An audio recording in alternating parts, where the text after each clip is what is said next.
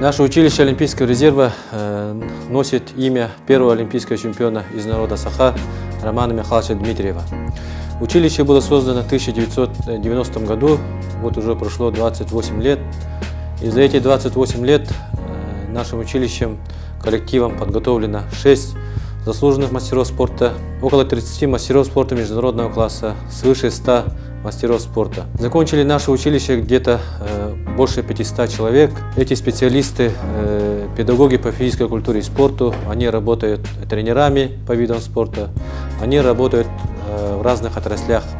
Есть среди них депутаты, среди них есть главы, предприниматели, ну и так далее. В данное время наше училище готовит спортсменов по 8 видам спорта. Это базовые виды спорта, олимпийские.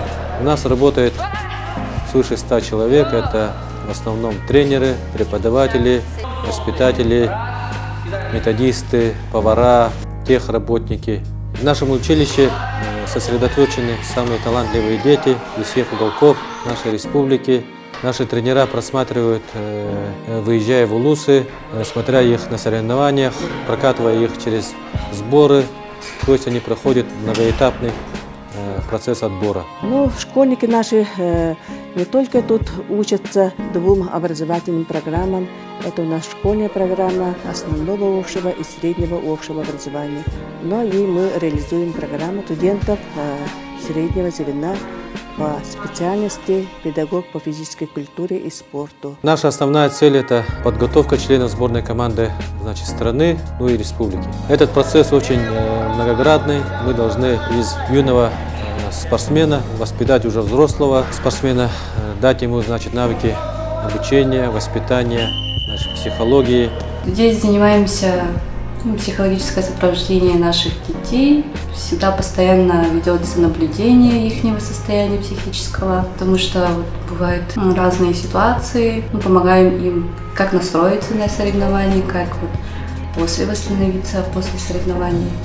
У нас есть кабинет для индивидуальных бесед, кабинет для релаксации отдельно.